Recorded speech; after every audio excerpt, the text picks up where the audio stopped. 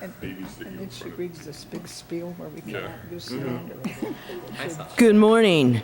I'm Christine Krenzel, and I will be the moderator for this morning's Pacifica branch of the AAUW's Pacific City Council Chambers Forum, Candidate Forum.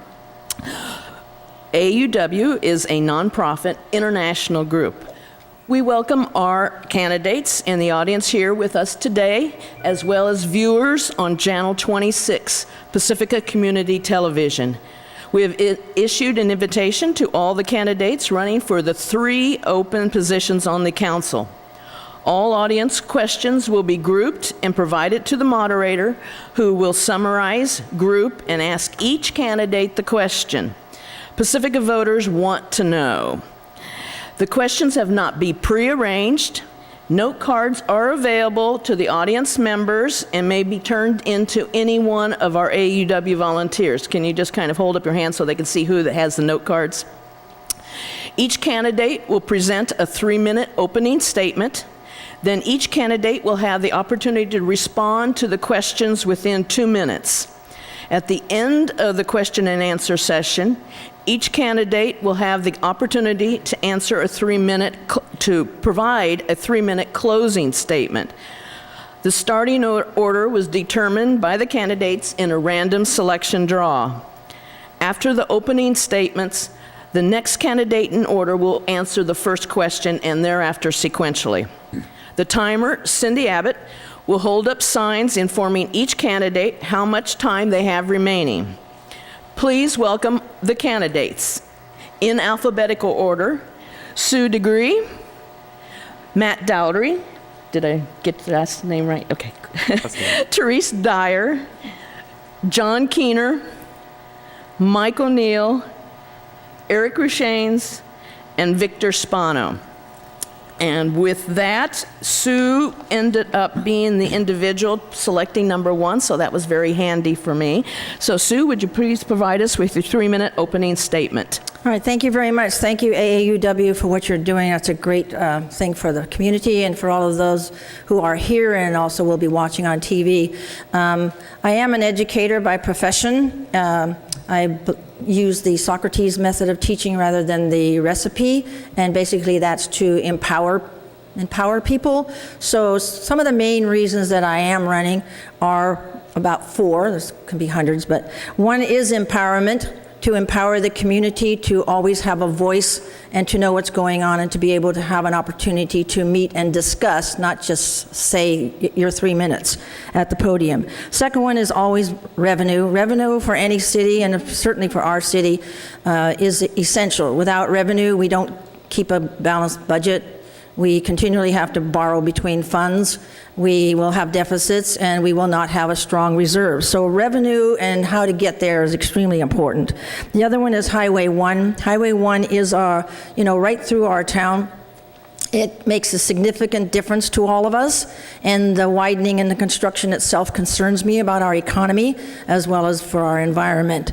The fourth one is the general plan is updated, and that also includes the local coastal plan. These are extremely important documents that set which way we're going for our land use and our other aspects of who we are and what we're all about in Pacifica. So on the revenue side, I see 2 things. One is immediate money. We always need immediate money and ongoing money. The other one would be the long term, where you actually talk with developers and that comes into place in a couple years after their construction.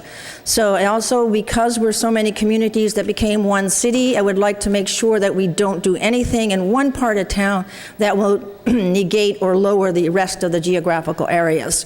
And I think we certainly need more of our history and our culture as part of being a destination for Pacifica. We've not used that really well yet. Thank you. Thank you, Sue. Matt. Hi, everyone. Thank you for coming, and thank you, AAUW, for putting this on. A little bit about myself and why I'm running for City Council. I've never been on City Council before. I'm used to student government in education, used to severe budget cuts and to our state education system. So I held the position of the finance officer of our student government. It was a $2 million budget. I helped push the draft budget to the board, which I also sat on, and helped represent the 9,000 students at Sonoma State. That's where the most recent experience comes from, and my enthusiasm for government in general. I was born and raised in Pacifica, up the street actually, from here. A few things that I like to do for Pacifica and help do is to attract new businesses to Pacifica and help those existing businesses grow and succeed in our community. I also like to use my knowledge in finance and the education that I just received to help with our city's finances and make sure that we have a sustainable budget. I also like to help with the infrastructure here. I like when you first enter the city of Pacifica and when you exit Pacifica that you're feeling good about the streets that you just walked on, the trails that you just enjoyed. The other thing is I'd like to grow our community in a smart and managed way. I think that it's smart for us to help the visitors that want to come to Pacifica and also the locals and make sure that we really give those who are living and working in our community what they need to just have a good quality of life here in Pacifica. And I think that's pretty much it. Yeah, thank you. Thank you, Matt. Teresa. Oh, hi.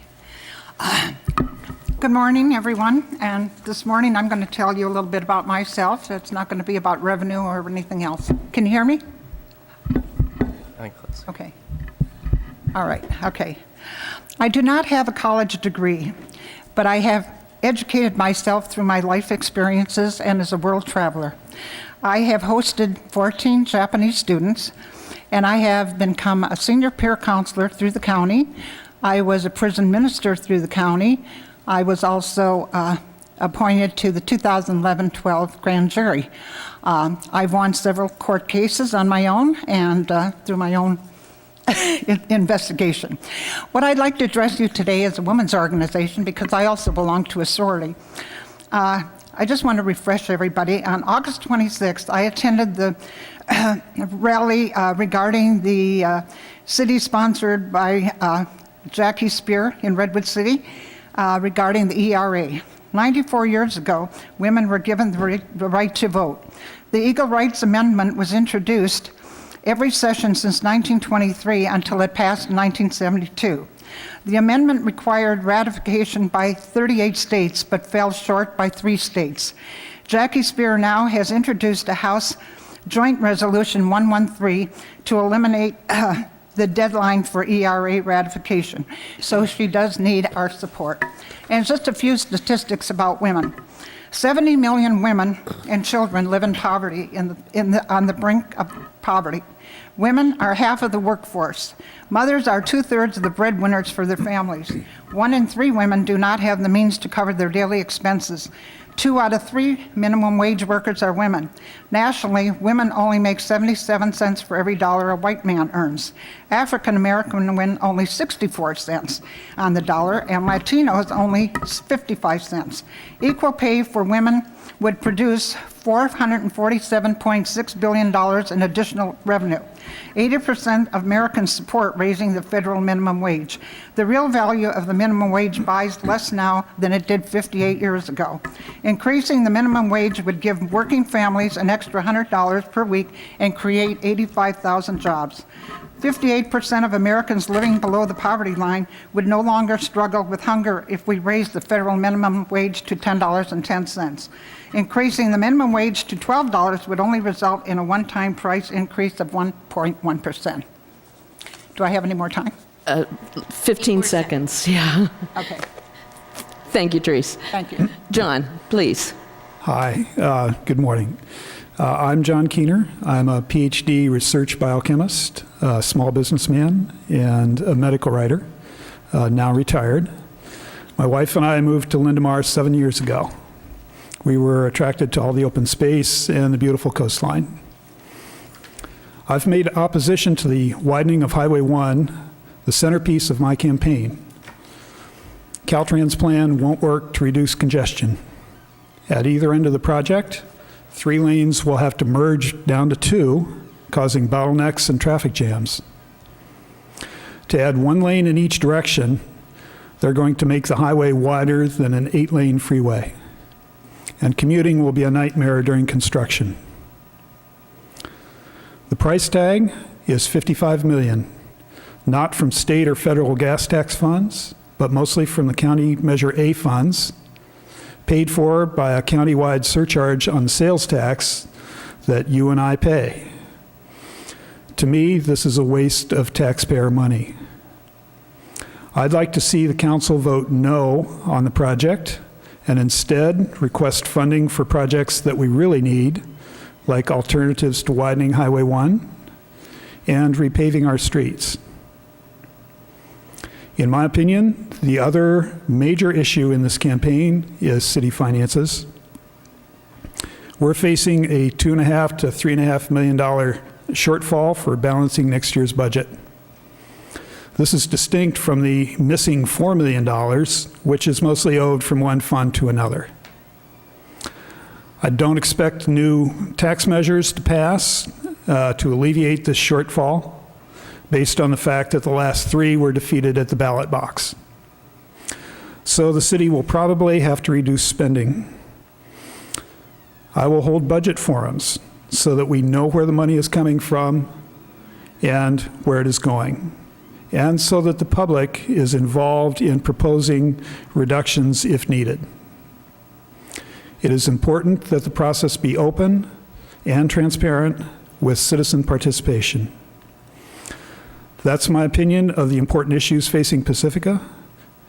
Google my website or Facebook page for more detail on these and other issues. Thank you. Thank you, John. Mike, your turn. First off, I'd like to thank everybody that's here in person giving up their cartoons on Saturday morning. I'd also like to thank those that may be watching this on TV in the comfort of their living room with their Saturday morning cup of coffee, or the person watching it as it's taped. First off, I have had 16 years of elective office in Pacifica. I've balanced over 14 budgets during some severe cuts from the state of California and maintained the services that we still needed to continue doing what we needed to do in the school district. I've raised my family here, my 3 kids. They've gone through the school system here. And like you, I want my kids to have the ability to live in Pacifica. I would like my kids to have the same life I have had in Pacifica. And that to me means that we need to have some sort of workforce housing here in Pacifica that will need to be worked on and done. One of the first priorities would be our infrastructure. I would like to see infrastructure improve for both the residents, and then also if we are soliciting a business to come into town, if they need a 4-wheel drive vehicle to get to the office, it doesn't look real good for the city. So infrastructure would not only be for the residents, but also for any new businesses that might want to locate. I also would like, for those areas we want to identify as business opportunities, I would like to develop some specific plans and, if possible, progress with EIRs so that when the builder comes in or the developer comes in, they would know what can be built, save them time, which would save them some money. In my 2 years on council, I would like to say that I've increased openness. I went and put together a whole infrastructure PowerPoint presentations, which I gave to at least 10 different community groups, talking about the infrastructure needs of Pacifica, all the way from the current bridge down at Pedro Point to the retention basins for the sewer plant. I also, we hired a professional city manager that is making substantial changes in the very way City Hall operates, and we are, for the most part, changing our finance department so that we will be able to track the actual numbers we get. Bad data makes bad decisions, and so we are looking for a new finance department, and hopefully the debacles we've seen in terms of fund transfers, unauthorized fund transfers, etc., won't happen under a new administration. Thank you. Thank you, Mike. Eric, please. Good morning. A tradition of community service. That's the slogan that's been on the side of the police cars for a very long time in this town. The police cars that I drove around in for about 30 years. And it gave me the opportunity to be on every street in this town, every hillside, every bumpy street, every smooth street, and probably some of your houses along the way. And it gives me a unique perspective to community service and what that means in Pacifica. I've been here for 40 years. I raised my family here. Along the way, my wife suggested that I run for president of the co-op nursery school, and that was the start of many, many meetings. And from that, I've also served 10 years on the school board, and that's given me the hands-on experience of what it means to govern a large organization in this city and what it takes to get things done. And what it takes is collaboration and cooperation. I'm very proud to have gotten the endorsements of Senator Jerry Hill, Assemblymember Kevin Mullen, County Supervisor Don Horsley, as well as City Council members, school board members from Pacifica, from Jefferson High School District, from the North Coast Water District, the people who are our partners, who help us get things done. You know, it's the campaign season, so there's a lot of cliches and a lot of simple answers to complicated questions. And I guess I wish that were the case. I wish it was that easy to fix the problems that face Pacifica. But I kind of think that if it was that easy, the folks that sat at this table before us would have already done it. Unfortunately, it's not that easy, and it takes a collaborative effort of this community and our neighbors and all of us working together. We are very blessed to have a very passionate community. The 7 people that are sitting up here, even though they have very different views of Pacifica, are all equally passionate about this community, and that's a great thing. And that's what we have to build on. We have to build on the passion we have for this community. We have to work together to move forward. We have to step away from the national and unfortunately state and trickle down to local politics where if you disagree, you're evil, stupid, or corrupt. Honorable people can look at the same set of facts and come up with a different solution. And we need to honor that. We need to respect one another. We need to listen to one another. We need to work together to make this a community we all want to be proud of. Thank you. Thank you, Eric. Victor. Hello and welcome and thank you for coming or watching. I'm Victor Spano. I'm a retired Daly City employee who lives in the Fairmont district of Pacifica. I have a 4th grader at Cabrillo School, and I've served here in Pacifica on the Economic Development Committee for 2 years. I ran in 2012 and I'm running again. I live in the Fairmont district of Pacifica. Sue just said we didn't want to ignore other neighborhoods in the city. The Fairmont district of Pacifica definitely feels ignored by the city of Pacifica. Mike was giving out his slideshows and they were excellent, and I compliment him for that. It was really a great thing. I wrote a letter to the Tribune saying, why isn't the north end of the city included in these capital improvement programs? I didn't receive an answer privately or publicly from any council member. So that's one of my priorities, is to bring representation to the north and east neighborhoods of Pacifica who definitely feel that they've been left out and that everything's going on down the hill in Lindemar. Our city has a lot of issues. I'm doing a door-to-door campaign and I'm learning about these issues, and one of the issues is the sewer tax. I wrote an article about that to the Tribune as well, and the sewer tax, in the view of many, is unfair, unfairly administrated, and the price rises are going up way too fast. I'd like to see the increases to the sewer tax limited and have an administrative panel to educate disputes that residents may have with the city on that issue. The issue of the fire stations is one that I've brought up. The fire stations are seismically unsafe, according to several previous budget sessions. We need to do something about that. If there's a major earthquake like there was up north, where would we be at if the fire stations were not working?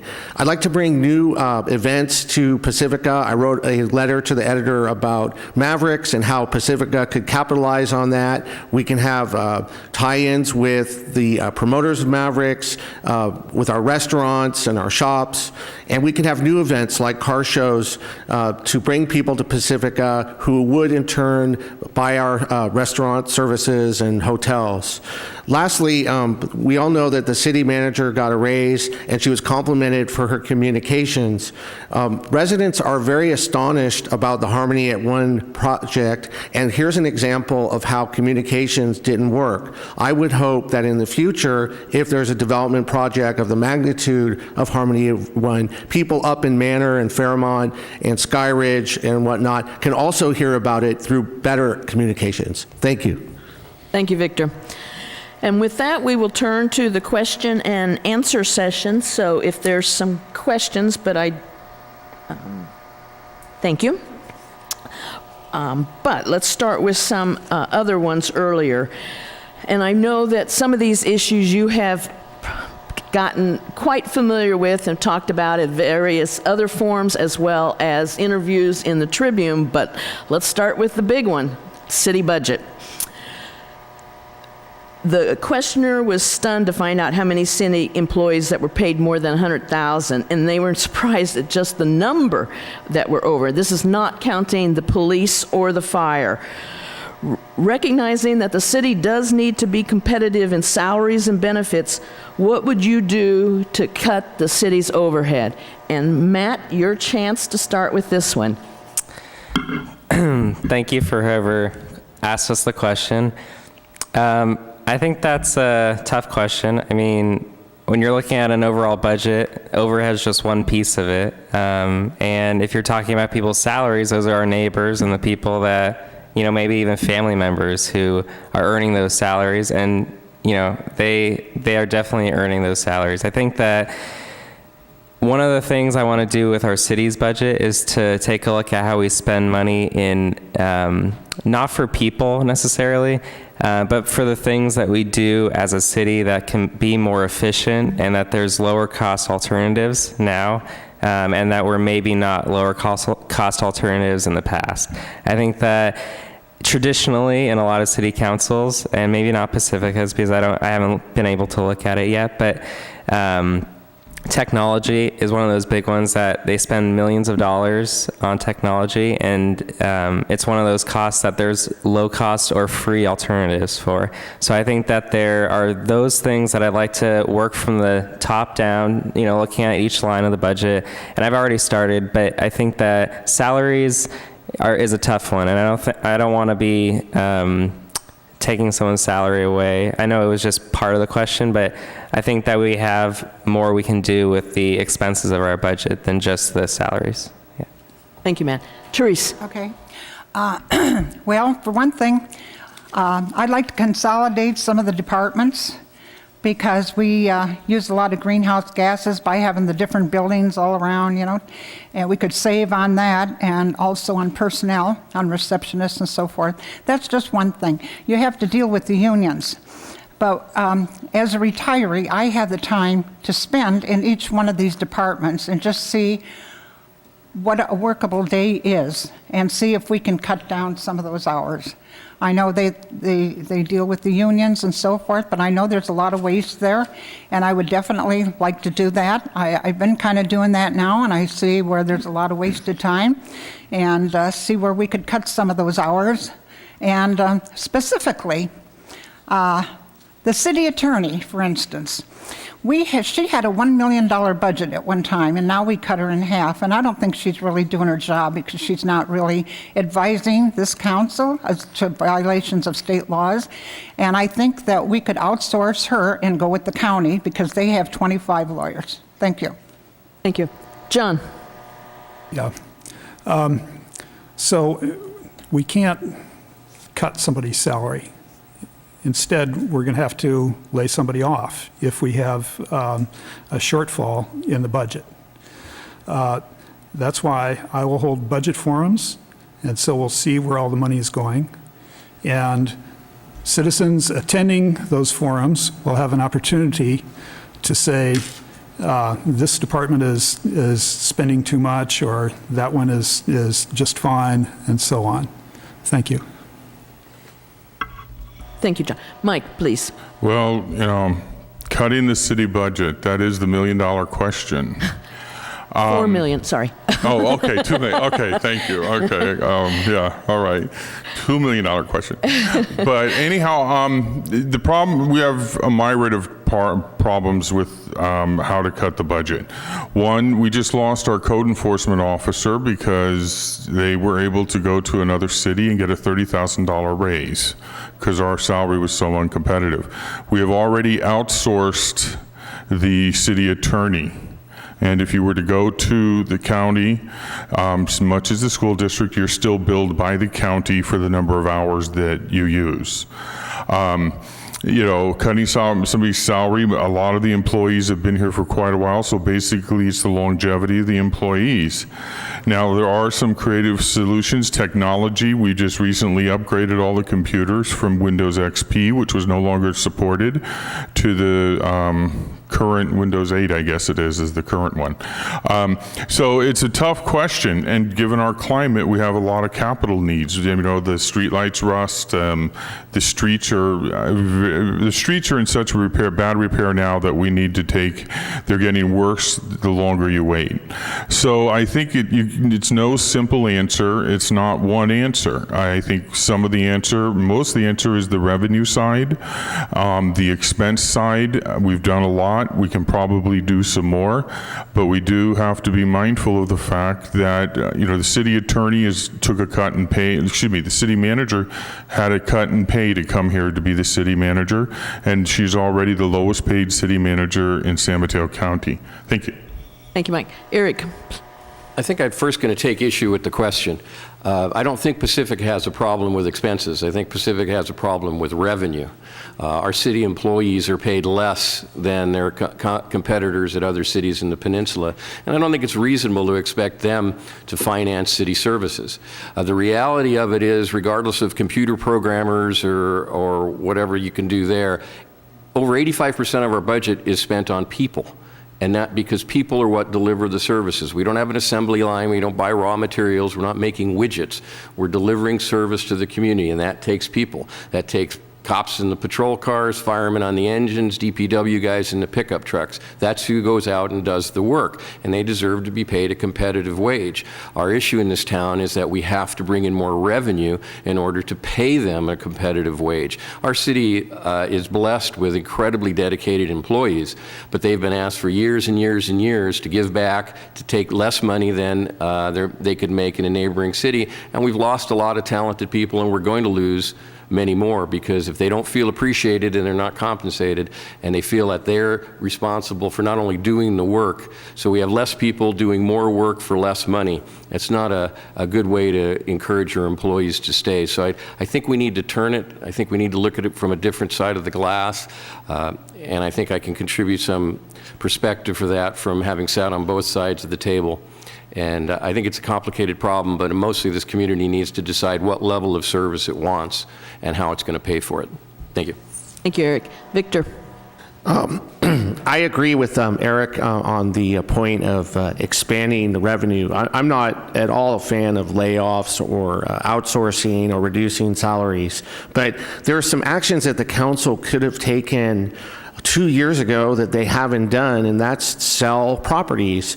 In 2012, when I ran, I advocated getting a broker to put Beach Boulevard for sale. Now, I realize that they're going to the Coastal Commission, but the sale of the property and negotiations for it could have been something that was concurrent with the Coastal Commission process, and by the time the Coastal Commission does approve it, we could have a deal as to having to start from scratch once the Coastal Commission approves it. Measure V is something that 3 of the people at this table helped to sponsor, and it was poorly executed, poorly planned. It was not a collaboration with all aspects of the city. The council voted to put it to the voters, then they threw it under the bus. They didn't go out and campaign for it, door to door like they should have, and it failed. If I was to be on council and put a tax measure on the ballot, you would see me at your door explaining the reason why to put it on the ballot, and I would get consensus with groups and stakeholders in the city, like the Chamber of Commerce, who did not endorse Measure V, to get behind it. So finding new revenues where it's at, cutting salaries, definitely not. Thank you, Victor. And Sue, would you like to end up with this question, please? Sure. Revenue is what's going to help in anything. And I work for a nonprofit, and I have to look at the yearly wages to determine who is moderate income, lower income. I hate to tell you, but in this area, $100,000 for a family is really very poor. I mean, that's a difficult way to make a living. And competitive, we definitely have lost people, and you can imagine as a family person, you have to worry about your family and how you're going to exist. So even though we're a lovely community, you may have to move forward. There has been having been here, I know very well that we have looked at everything. We also had a citizens finance committee that met for 3 years, and I went to it myself to determine, how expertise the folks were on it and how hard they dug into all the finances and all the departments of this city. It was extremely well done. They came out with a 5-year plan, and they also noted that the city at that time was already very stringent. So I would encourage you to go back and look for the Finance Committee, the Citizens Finance Committee, and their findings. They did have a set of things to do to help things. One of them was the half-cent sales tax, which the public actually did have 2 forums and did indicate that they wanted. We only had 4 on council. 2 were in favor of putting it on the ballot. Those are the key words. And 2 were not. Because of that, we didn't have a third person. It never got on the ballot. But the public had said they were willing. And like it was said, what services do we want? And we are understaffed. We are close to dissolution if we understaff anymore. I'm always for evaluating, absolutely evaluating, and having public input. So check your research on those things. Okay, thank you, Sue. Okay, well, let's start with a related question, and we'll start with Teresa. And the question is then, what would you do to encourage businesses or developers to invest in Pacifica as a city councilman? Okay. For one thing, I'd make it a lot easier for a developer to come in here. Right now, it takes approximately 5 years for them to get any project going, and a lot of them lose their funding, like the assisted living. For one thing, they didn't have a quorum, and they got disgusted and lost their funding. I'm going to try to resurrect that and talk with the guy about that. And the enterprise fund is something that we need to really look at because we should sell this building here and put that money into that enterprise fund, because right now, from what I understand, they are transferring from that, and that's against the law. In 2006, the Dearhorn Act was passed. They cannot transfer or borrow from that fund, and they are doing it. So they're subjecting themselves to a lawsuit. The other thing is the quarry development. We really missed the boat on that, on Measure L. So I think probably with Victor's expertise, we could get some developer either to come in here and buy this place or help with the quarry and get us a sports center down there. I mean, down in Half Moon Bay, they have the Ritz-Carlton. They get a lot of revenue. We have a better location here because we're closer to San Francisco. We're 15 minutes from the airport. So if nothing else, let's build a sports center, a Ritz-Carlton or something where we can have a convention. I belong to Beta Sigma Phi. We're going to have a convention in 2017. We can't have it here. We've got to have it over in the peninsula. So I'm all for every kind of housing, which is low housing, affordable housing, residential development, and in-law additions. Okay? Thank you. Thank you, Teresa. John, please answer the... Well, new or expanded businesses are often touted as the way to save Pacifica's finances.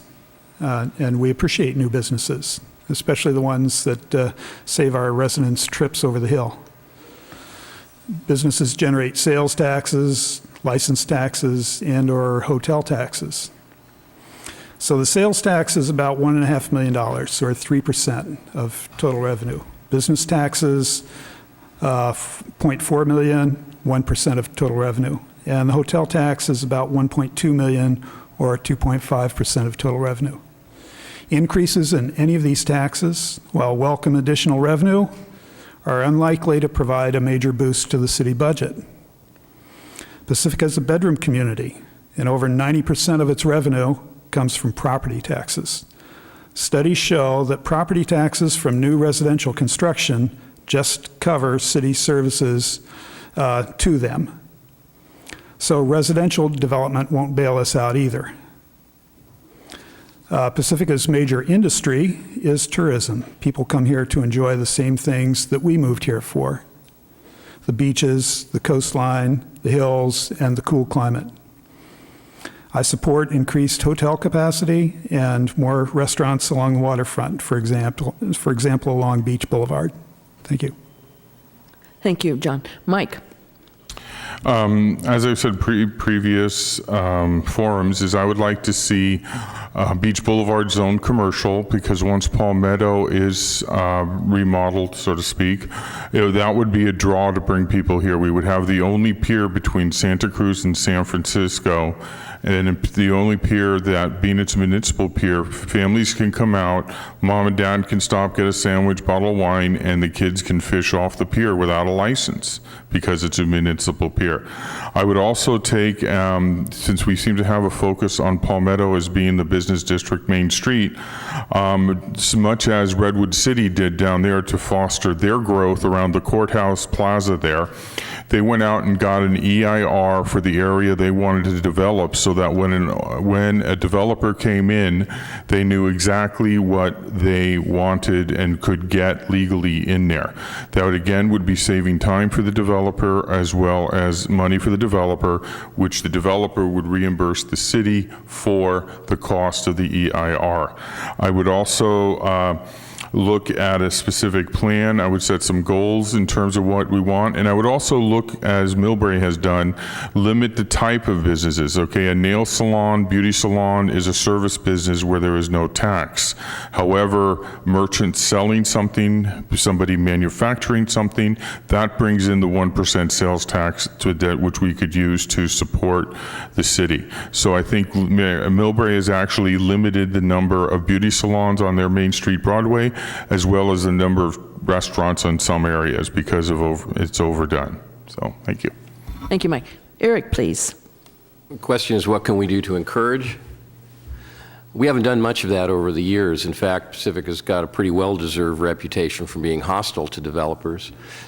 Where we're sitting right now, several people have talked about, this has been unused as a treatment plant for almost 20 years, and we've had several failed efforts to develop the property that failed mostly because they couldn't get it through the permit process. So what's been done over the last 3 years is the city's moved this property through the permit process, changed the zoning, got the permits, and the last step, as was noted, was Coastal Commission approval. And once that comes, then this becomes a very attractive piece of property for development. And it's a step where the past council and city manager realized they had to be more assertive and more proactive to make things happen. So it can be done, but the biggest thing is we have to change our attitude of realizing that a controlled, smart development is what we need in this community. It's not just a question of generating tax revenue off of it, it's also a question of generating jobs. Every business that opens up in this town that employs people who live here, that's one less car out on the highway, that's one less trip out of town, and that contributes to the health of this community and the health of its residents who don't have to drive down to Palo Alto to go to work every day. So the biggest part we can do is change our attitude and try and move forward in a positive way and realize that smart growth is not just a cliche, but something that we can work collaboratively on. Thank you, Eric. Victor.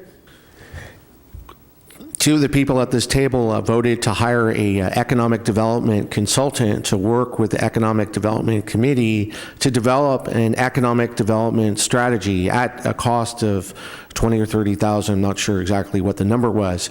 So the consultant comes up with all sorts of recommendations and a nice report and brings it to the council, and the council accepts the report about the strategy but does not adopt the strategy. Therefore, you have the Economic Development Committee cherry picking things out of the strategy, it doesn't really make a lot of sense to me. What this city needs to do, and what I would vote for, is adopting the economic development strategy, which includes hiring a full-time person, whether that be a specialist level, coordinator level, or manager level, to do this stuff on a full-time, as I did with City of Daly City for 14 years as their economic development coordinator. Help people who have land to sell, find buyers, bring in new businesses, relocate existing businesses. I spoke to a businessman at City Arms. He would like to expand his business or pass it on to his kids. This is the type of issue that he needs help with. City Arms is one of the biggest taxpayers in Pacifica. Let's help people out like him by getting a full-time person. Thank you. Thank you, Victor. Sue, please. All right, having a full-time person would be nice, but we're already talking about understaffed, et cetera. We need a revenue. We've always needed that, and how to continue to find ways to do that is extremely important, and will take all of us. We have a general plan with the local coastal plan as part, so if you're not familiar with either of those, this is the time to study it, because that's one of the plans that will be set for 5 years at least, to work on all of these economic issues. And we did have the economic a consultant do the economic development plan as well, which is, you can find that online. It was accepted as a report. So you, the public, and we, the City Council, need to work together to look at all these possibilities and ways of doing things. The key issue, again, for me, is revenue, which means revenue now. What can we be doing now? And then when developers who are smart people and know when to get invested, and those will come into fruition afterwards. Council has already done much outreach for every single place that we own.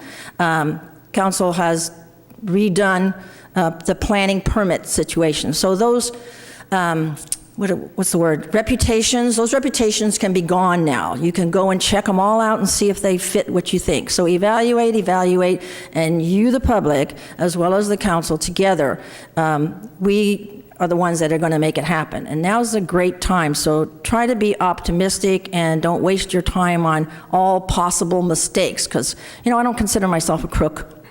And I've been there asking questions all the time, and all for audits, etc. Thank you, Sue. Matt, you get to finish up this question. Thanks. I think this is a great question, especially at the Fog Fest, which was, I had a little booth there, and I was talking to our local community members and, the people coming and visiting our city as well. And they loved it. I mean, they love the idea of the Fog Fest, and they love just sharing what their experience in Pacifica has been. Some come every year just to visit the Fog Fest, and I think we do a great job at displaying our local businesses and making sure that we're hospitable to them. I think this question also contains a lot of what we don't do for existing businesses as well. I think that part of attracting new businesses is making sure that it's an easier process. I totally agree that it's not an easy process, and it's getting a lot better. But I think that making it a seamless process and allowing businesses that want to come here and want to be green and want to conserve energy and water, allowing them some sort of discount or incentive for being here. I think also it starts with infrastructure, and with infrastructure changes and making sure our streets look nice, it will bring the property values there higher, and it will allow people to see the value of having a shop in that neighborhood. Right here on Palmetto, I mean, if I was a business owner and trying to move here, the only reason I would come here is if it was a low-cost building, because the streets don't even look good. So the first step is for infrastructure, and the second step is the businesses will come, and the third step is that people will come, and that people will contribute to the success of Pacifica. And I think that's what we all want. We all moved here to be close to the coastline, and I think we just need to be more open to the access for other people to move here and work here. Thank you.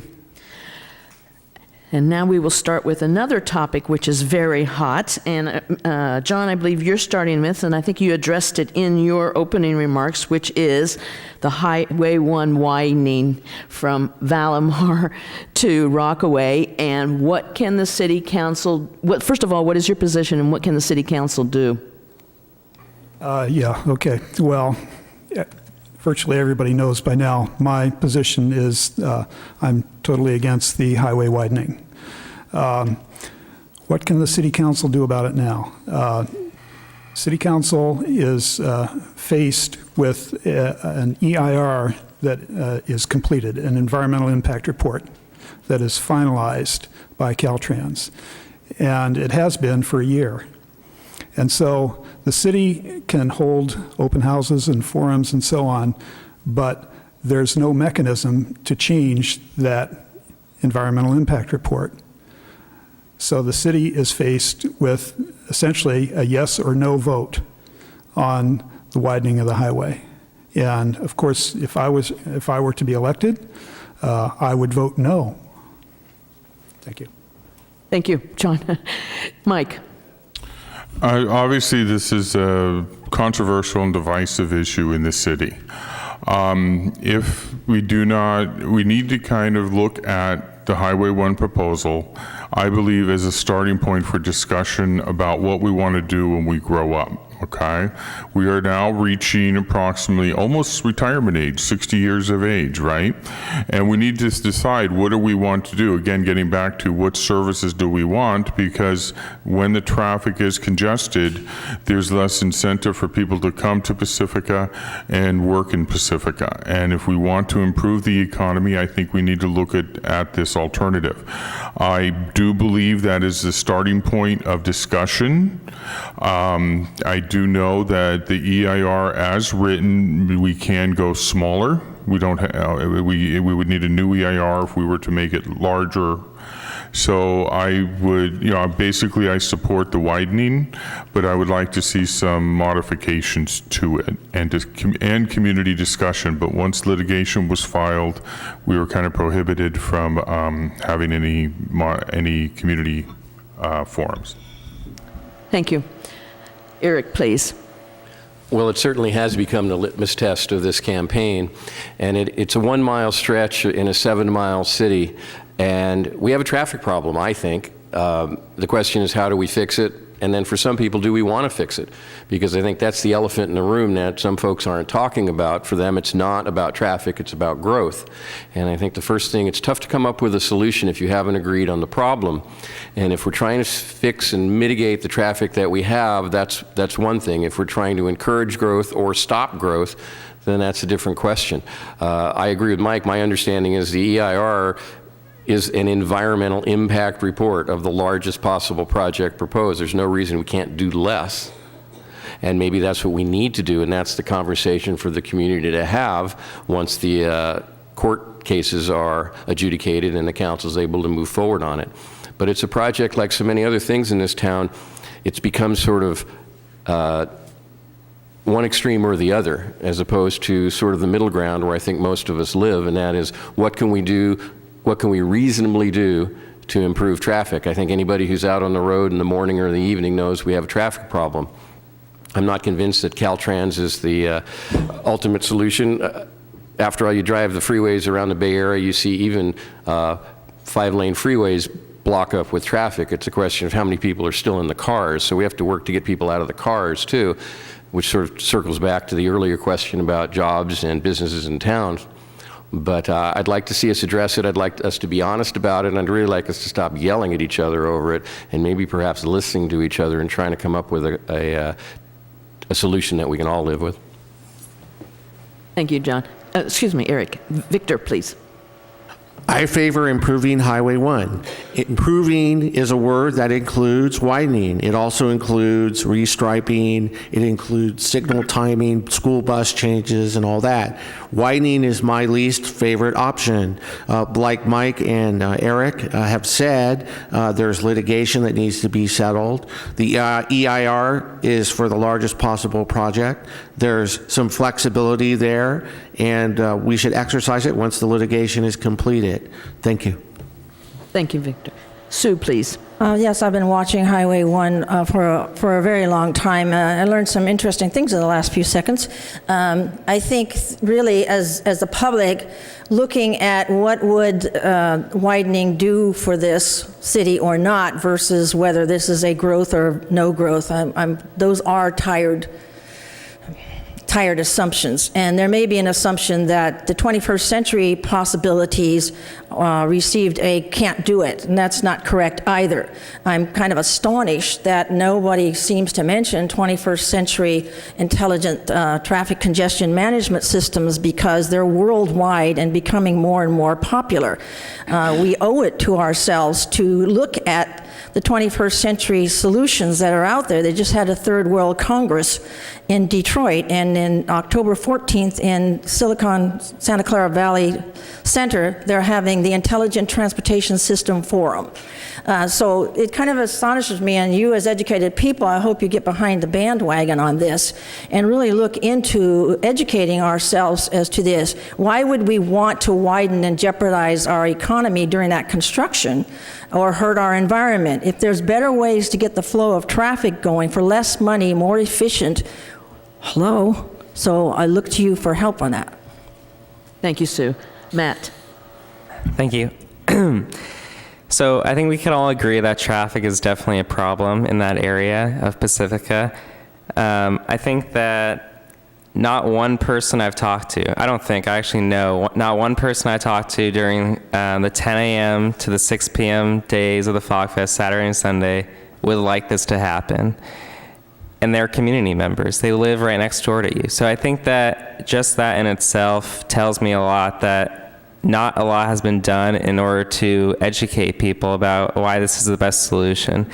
And until that happens, I don't think that is the best solution to widen the highway. I think right now it's a $55 million project. It's really expensive. Sure, we're not paying it, going door to door and asking for donations, but that's still our money, and it's still money that can be used, and I'd rather see it for other projects in our community, like fixing our streets that need to be fixed way more and way more timely than the highway needs to be widened. I think that there's other alternatives that we still haven't looked at. I commend Sue for making the suggestion that there are more modern alternatives out there. And if that's the only solution that will be there, then it's there for us in the future. But I don't think that we have to go down, and people seem like it's forced down their throat, like this whole idea like it's the only solution out there, and it's not. So I think that we need to consult the businesses in that section, consult the people that live here, make sure that's the right solution, and go about our way, because traffic is a problem, I totally agree, but is this the right solution? I don't think so. Thank you, Matt. And Teresa, you get to end this topic. Well, this project is 20 years overdue. That's when it started. And now it's getting more congested because of the tunnel. I don't know what all the delays were, but I think we have to wait for the decision from the judge that comes down in December before we can make any final decision, and if there's room for adjustment, I'm for it. But something has to be done. We have to have some kind of improvement. Now, it depends on where you live, I guess. I live up on Crespi, so in the morning, I know that there's a backup there. I don't work anymore, so I don't commute. I don't have that problem. But then coming back from San Francisco into Pacifica here, I was in traffic that was an hour to get back to my house. That's way too long. It was 7 o'clock, and if people wanted to come to a city council meeting, they're not even home yet. They couldn't make it. And I mean, it's important that you come here in person to the city council, not watch it on TV, because believe me, there's things you'll pick up here that you won't pick up on TV. Thank you. Thank you. Let's go away from the controversial issues. And this, we'll start with Mike this time. What experience, education, training, skills, and other qualifications do you have that makes you think you're qualified for a position on the city council?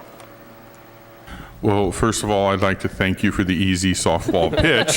Okay. Need to back Going first need- one like this, 'cause We may I'm the come back biggest to one. some more of the Yeah. divisive issues, but let's move Yeah. away from it right now. Wanted to thank you for that. I've lived in town for 30 years. This is my 16th year in elective office in Pacifica. I know how government works. I have made contacts and been endorsed by the state level, Mullen Hill, and 3 of the county supervisors. I've gotten to be known around the peninsula, which when you go take and apply for funding for different projects, I'm on congestion management, it helps you get the votes necessary to get funding here in Pacifica. So I have experience that would help Pacifica if I was to continue on in office. I was a branch manager for a stock brokerage firm, branch manager for a bank, so I understand finances and budgets, and also from my years on the school board. And I'm also real active in the community. I'm a Boy Scout, assistant Boy Scout leader. I've been involved in Spindrift Theater, the different PTOs at the different schools, and I know the shape and how important some of the fields are and what makes Pacifica tick. So I would appreciate your vote in November. Thank you, Mike. Or if you vote absentee, October. Thanks.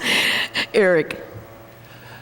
Yeah, I came to Pacifica 40 years ago when I was going to college in San Francisco State, where I got a degree in speech communication, which has served me fairly well over the years.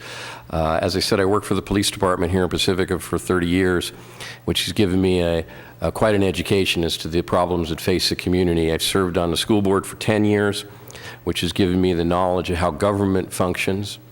And I've served the last 6 years as a member of the Pacifica Library Foundation, working with the city, with the county, to put a new library here in Pacifica. So I've had a lot of firsthand involvement in our community over the years, not just talking about the problems, but actually being out there working on them.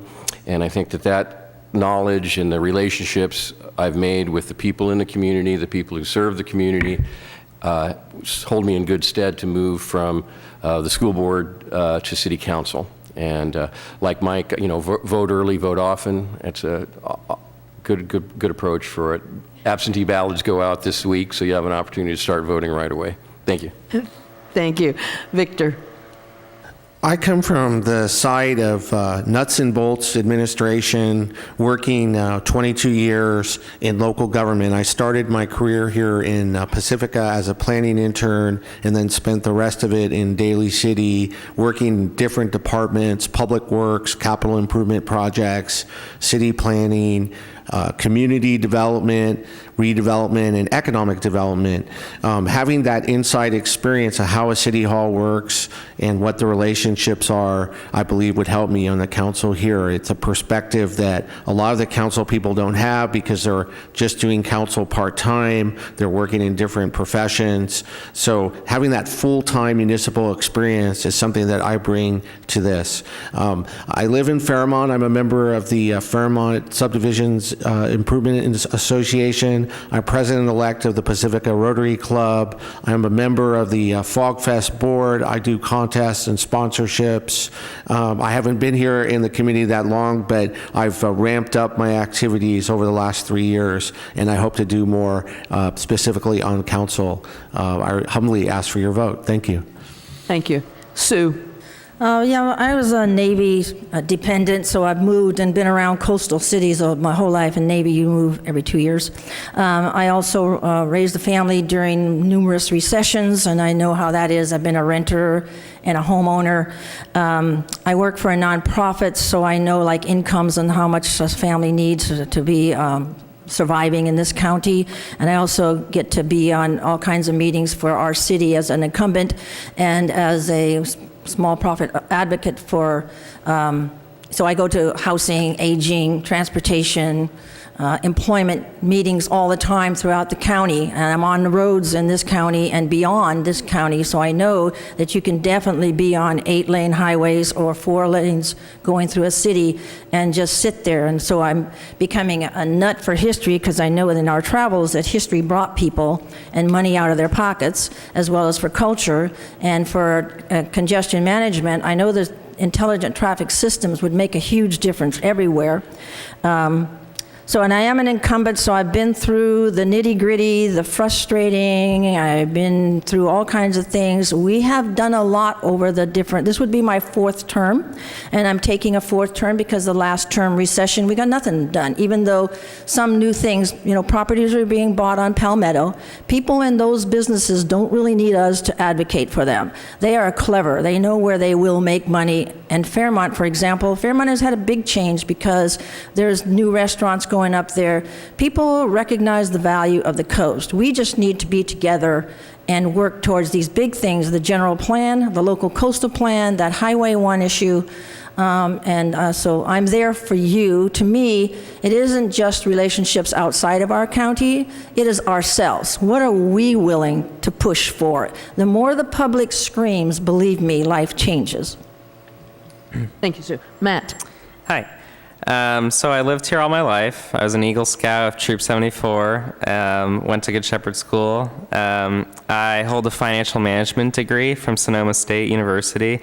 My education's fresh in my head. I just graduated.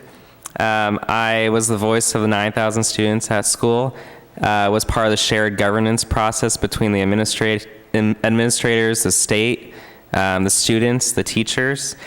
I drafted the balanced budget for our $2 million corporation at school. I was part of all the financial risk, financial planning. I held a lot of forums, open forums, to hear input from our community. I was the liaison for our community up there. I was also a board member of the $40 million portfolio of our gifts to the university, almost like the endowment. I was also part of the group that spawned the Student Center on campus, a big building that was definitely necessary and in the works for 20 years, like a lot of things in Pacifica, in the works for 20 years.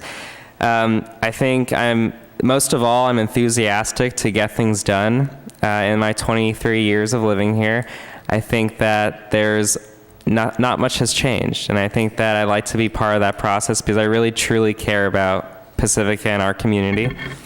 Most of my experience comes from education, right? But education and government are quite similar in that things move very slow, as most of us know, and severe budget cuts. My whole time in education was when the state was like a permanent budget cut, it just seemed like. So I'm a great listener. I want to learn with you, and I want to make sure that I bring a good new perspective to Pacifica. And I'd like to see your vote. Thanks. Thanks, Matt. Teresa? Well, I've never managed a great budget like that, but I've heard some incumbents today say that they balanced for 14 years a budget, and I disagree with that because I brought to his attention where the cafeterias for the school district were $46,000 in deficit, so I don't call that a balanced budget. Now, my qualifications are because I'm a negotiator and I'm a good salesperson, and I negotiated collective bargaining for the classified when I worked for Laguna Salada School District. And I took early retirement, and I reinvented myself, and I opened up my own travel agency. And I was the only woman from the Bay Area that got to go on a black tie cruise because I had 93 people on my first cruise. So I deal with large amounts. In the school district, we cooked for 200 and some children. My groups were 93 and over. And also, when I chaired different events for Beta Sigma Phi, which I'm a lifetime member in San Francisco, on the peninsula, and here in Pacifica, were for over 200 people. So I did bring business into Pacifica, and like I said, if we had a convention center, I could even bring in more. Thank you. Thank you, Teresa. John? Yeah. So in terms of specific experience to serve on city council, I have none. I've not run for political office before. In other forums, I've said that I probably have less background and experience than whoever lost track of that $4 million. It's a little bit of a flippant answer, but what it means is experience doesn't help if you're asleep at the wheel. I ran a small business. If I made a poor financial decision, I lost some of that money. What we need are people on the council that treat the city's money with the same care as their own money. Thank you. And Eric, you will start this one, which is in the face of the city budget. This questioner wants to spend some money. Citywide free Wi-Fi. Comcast has been down 4 times this week. Anything City Council or the City of Pacifica can do? I'm not climbing on any pole to fix Comcast. Sorry. I think I'll let Matt do that. He's younger and in better shape. I'm not sure what the city can do to fix Comcast. They're a private provider, so I don't know what our role might be in that. Technology is changing dramatically every single day in every way. I think a role of a municipality in dealing with these nationwide and worldwide corporations is probably going to be pretty limited. I'm not going to make an advertisement for other sorts of services. The city has Wi-Fi, has invested in that around the town. I'm not sure the current status of that or what we could do to improve it.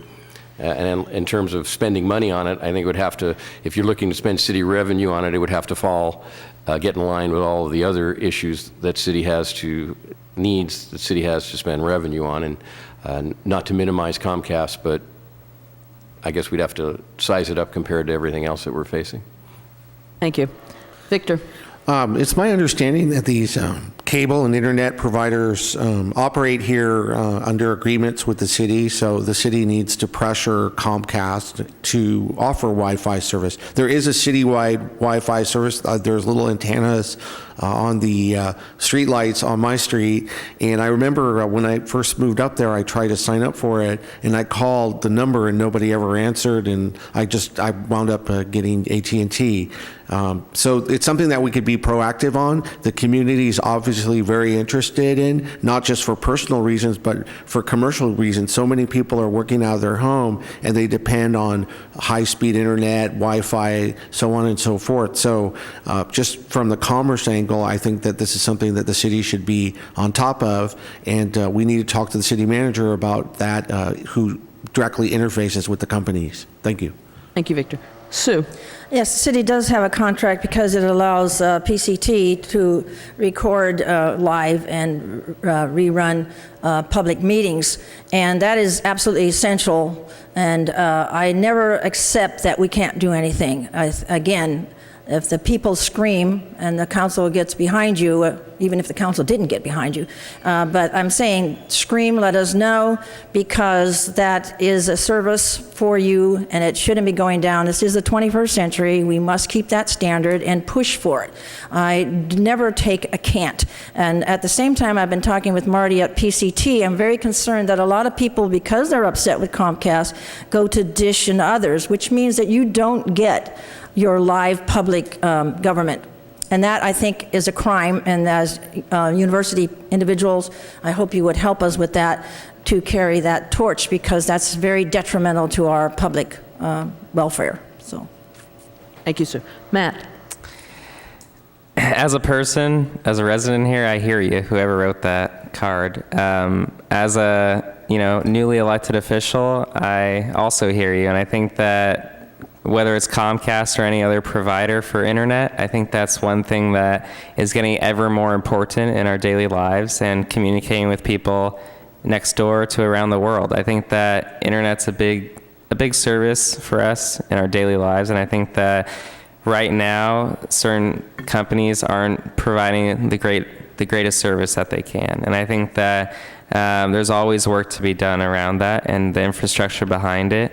It's not an easy fix, but I think that Pacifica can definitely, if we want to do it, I think that we can be a pioneer in some legislation that will help the residents that live here as far as internet goes. Thank you. Teresa? Well, I'm a Comcast subscriber because I like to see the city council meetings and the county supervisors meetings. And I know a lot of my friends have DirecTV and they don't get it. So I don't know if there's some way that we could adjust that.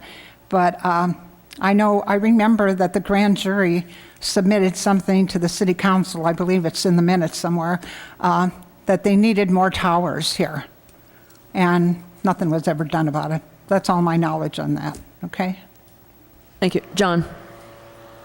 Comcast pays somewhere around $800,000 a year as a franchise fee to Pacifica for the right to, string their lines and provide cable TV and internet to Pacificans. So if they're really not providing service, maybe the city can pressure them. Thank you. Mike? First off, I would like to apologize to everybody because I have to leave early at 11:15, so this may be my last go-around. Comcast does operate with the city of Pacifica, and they have about a 12% franchise fee, if I remember correctly. The problem with Comcast is a lot of the regulation and regulatory efforts come through the FCC, which is a federal government level, and the state has recently been attempting to pass, or either has successfully passed, which releases even less information or control a local government has over their cable provider. So we're kind of in a quandary unless we can find a sugar daddy like Google, and I think there's another company that does provide free internet and Wi-Fi for some of the businesses. I believe they have Cupertino, and I forget where the other town, at Mountain View. So it's a tough answer, it's a tough question. Again, we're looking at private companies that we actually may have very little control over. So I think that's a developing question. I certainly do believe in it because I think I've interviewed some people that were considering coming into Pacifica, and they were quite concerned, and there was not Wi-Fi. So from a business development point of view, an economic growth point of view, I think it would be important to have that. And we'd have to research how to do that through the existing legislation. Thank you. Thank you. I'm sorry you have to step out. Actually, I think at this point, we will go into the closing remarks. And Victor, you get to start. 3 minutes, please.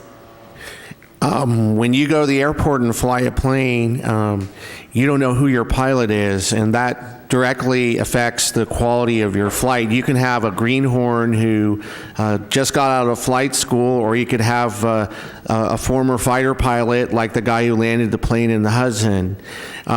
Here today in Pacifica, you have the results of our past council's actions or inactions before your eyes. On my door-to-door campaign, I've heard numerous complaints about the state of things here in Pacifica, and that doesn't have much to do with me. I'd like to get in and change it and make things for the better. I hope that you'll consider a change on your upcoming city council. People have said to me, we hope to see some fresh faces. So with that in mind, I thank you for coming, and be sure to get out to vote either by mail or in person at the polls on November 4th. Thank you. Thank you, Victor. Sue? I do find it concerning that we're willing to let this notion that terrible things are going on and that there's a big rift in the city. I think we need to get beyond this, and if it's necessary to ask specific questions like, is this about growth or no growth? What fears do we have? I think I do have experience, and I will stick up for the councils that I've been on. There's no council person that I know of that did anything wrong and was asleep at the wheel. I could be totally wrong. As for myself, if you go through the minutes, starting way back when I got on council in 2003, I constantly asked questions. When the interim manager wanted to put finance and HR together, I constantly questioned that. So what happened that about the $4 million with again, it was probably mainly transfers, and there was an error on one part of finance where they sent money to the state by accident. I think that will come back. I know nobody trusts anything like that, but I think basically what are we dealing with? Again, it's your empowerment of the people, and that's where I've always been. It's you being allowed to be engaged on everything that means Pacifica. So that's definitely Highway 1. And please look at the 21st century possibilities, the general plan. Look at it carefully in the local coastal plan. What is it talking about for economics? What is it talking about zoning? What is it talking about housing? These things are important, and they're in your hands. I don't see myself as an expert that's going to be here and lobby my fellows. You have to have 3 votes to get quorum.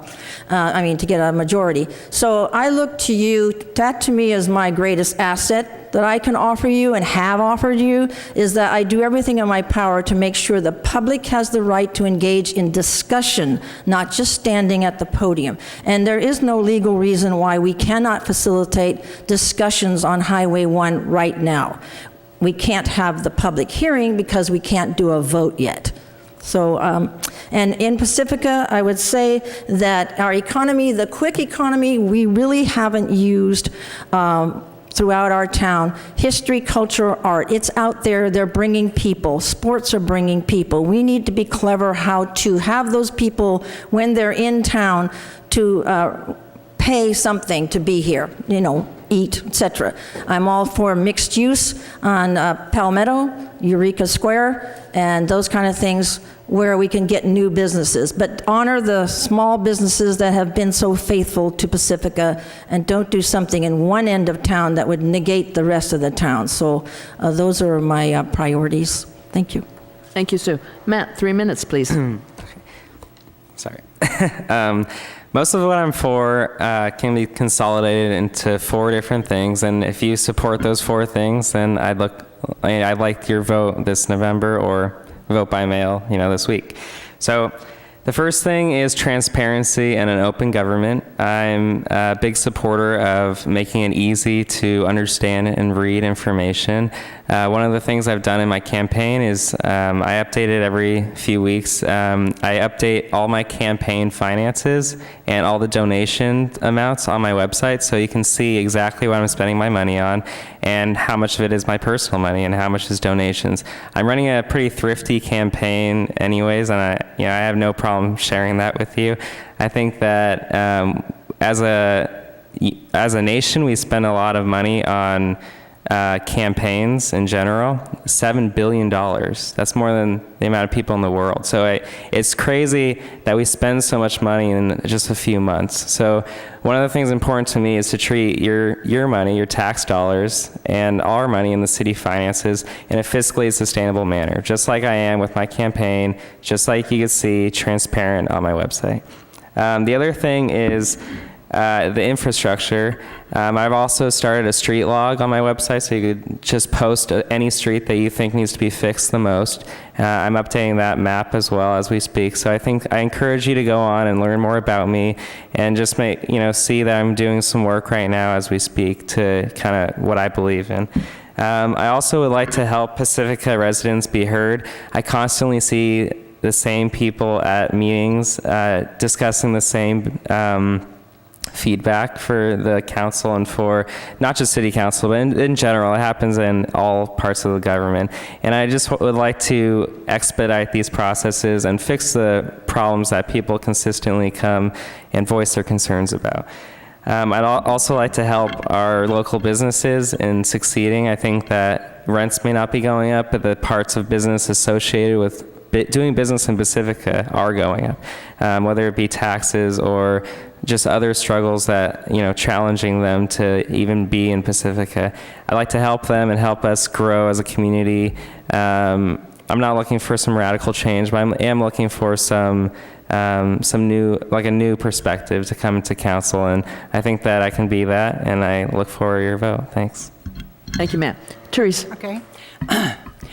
Well, you see a lot of signs around town, vote for so-and-so. I'm the only one that really has a sign that says what I would like to do, and I'll read them to you. I stand for Implement Citizens Review Panel because we do not have a personnel commission. We have no oversight on our employers or our elected officials. Consolidation of departments so we can save on greenhouse gases and sell some of that property. Increase the enterprise fund because that money should have never gone out of the enterprise fund in the first place, and it needs to be replaced. Resurrect the assisted living complex because we have 3 senior centers here and no assisted living, so I'm going to try to resurrect that. We need low-income housing, and we need affordable housing for our teachers and people that are blue-collared that can't afford to live here. Now, my investigation on the back here, I've listed 16 failures. So if you want the incumbents to come in, then vote for them. If you want to change the 16 failures, well, vote for me. Thank you very much. I'm not only asking for the people's vote, I'm asking for the woman's vote because I believe in equal rights. Thank you. Thank you, Teresa. John, 3 minutes, please. Financially, I see Pacifica as being in survival mode for the next 4 years. Looks like there won't be new money available for new programs. In fact, it's going to be a challenge just to balance the budget and keep the government functioning. But perhaps more importantly, the city must work to regain the trust of the voters. And this process, I think, will take years. Openness is important. The city government hasn't been operating in an open manner for a long time, and it has to change. My budget forums are a part of that. Most voters don't have time to get the details on every issue, but we must make it as easy as possible for them on the issues they do choose to become informed about. We must make it easy to comment on those issues, and mostly, we must listen to them. Regarding Highway 1, Pacificans for Highway 1 Alternatives, or PH1A, and the Sierra Club have endorsed me because I've spoken out clearly against Caltrans' plan since I started this campaign in June. If we're going to have a modified plan or a new plan for the highway, Council must first vote to refuse funding from the County Transportation Board for the current plan. Then we can have public input and a plan which actually fits what Pacifica needs. Obviously, if elected, I would vote no on the widening and instead request funding for alternatives to the widening of Highway 1 and for other projects that the city desperately needs, like repaving our streets. I think my level-headed approach is right for Pacifica. If you agree with me that widening Highway 1 is a bad plan and a waste of our money, then vote for me, John Keener, in October for the vote by mail folks, or in November for the go to the polls folks. Thank you. Thank you. And Eric, you get to wrap us up. Oh boy. First of all, thank you all for coming to this job interview. And that's what this is. It's a job interview. You're looking to hire 3 people to run the city, to set the policy and the procedures for the city. We're not going to be in the departments. We're not going to be paving the streets in the back of the truck, but we'll be setting the policies and the priorities for the community. So you have to look at the 7 of us and decide who are the 3 best qualified to do that job. We spend a lot of time on where we are with 1 or 2 particular issues, and sometimes I think we lose sight of the fact that there's 100 other issues that are going to cross in front of us in the next 4 years, and you have to trust that the folks that you elect understand how government works, understand what their role as a council member is, and understand that, as Sue quite rightly pointed out earlier, we throw around $1 million numbers, but when you sit up here, it's really 3. 3's the number that counts, because if you can't get 2 other people to support you, then you're going to be a lonely voice, no matter how good you think your idea is. And that's what I can bring, is an understanding of how government works, what my job description is, to sit up here, and a lifetime of experience being involved in this community to understand the problems, to have a relationship with the people on all sides of problems, so that we can collaboratively come to the best decision possible. It's no small task. When I first decided a couple of months ago and thought about running, I reached out to a number of people in town to ask what they thought. And the response I got was pretty much uniform. Different words, but the same concept. One was gratifying and said, geez, Eric, that'd be great. You'd be really good at it. You really have the skill set that would help. Then we'd exchange some pleasantries, and then they'd say, are you out of your mind? And I think I came to the conclusion that they're not mutually exclusive. I think you can have skills to bring to bear, and yeah, you got to be a little out of your mind to want to sit up here. But that's the way it goes. I'm willing to do that. I'm willing to sit up here and try and make a difference, try and change the way we talk to the community, more importantly, try and change the way we listen to the community. And I think we have a beautiful town here. That's why we're here. There's great passion for this community. We need to focus that energy and move away from the conflict of yelling about what we woulda, coulda, shoulda done, and move forward on what we can do to make this a better place. So thank you all for your interest, and thank you all for coming out. Thanks, Eric. Pacifica AAUW has over 55 years of service to our community, beginning with alerting Pacifica residents to the needs of the schools, live theater for children, they've funded scholarships for Pacifica High School graduates, and funded camperships for 8th grade girls to attend the Tech Trek camp at Stanford. AAUW helped fund the beginning of the Pacifica Co-op Nursery, the library, and the community theater. They have undertaken studies which have influenced campaigns for equality in housing, community child care, environmental issues such as Sweeney Ridge, and alternative sentencing for women and their children. AAUW empowers women and girls through advocacy, education, philanthropy, and research. Our nonpartisan, nonprofit organization has more than 150,000 members and supporters across the United States, as well as 1,000 local branches and 700 college and university partners. Since AAUW's founding in 1881, our members have examined and taken positions on the fundamental issues of the day: educational, social, economic, and political. AAUW will fund $4.3 million to nearly 300 women scholars and programs that promote education and equity for women and girls. Since awarding its first fellowship in 1888, AAUW has become a leading source of funding for graduate women, providing more than $90 million in fellowships and grants to thousands from around the globe. That's in addition to the local scholarship programs that AAUW branches across the United States offer to undergraduate women. I want to thank each of the candidates and Channel 26. I know that there were many other important events going on today, and I know that you've been going through a number of these forums and debates, and we appreciate you coming out today. And I want to especially thank 26 for doing not only today's broadcast, but repeat ones. I want to thank our AAUW timer, Cindy Abbott, which I kind of threw her into the mix immediately when she walked in the door this morning, and the providers of the refreshment today, Ann Tennell. I quote, "If the citizenry do not hold their officials to standards, then any government gets out of hand. So the question goes beyond taxation and becomes, how can we ever have a sound government? And the answer is by a principled populace. As been said by Jefferson and Tocqueville, people get the government they deserve. Your vote does count. Vote on Tuesday, November 4th. Thank you for coming."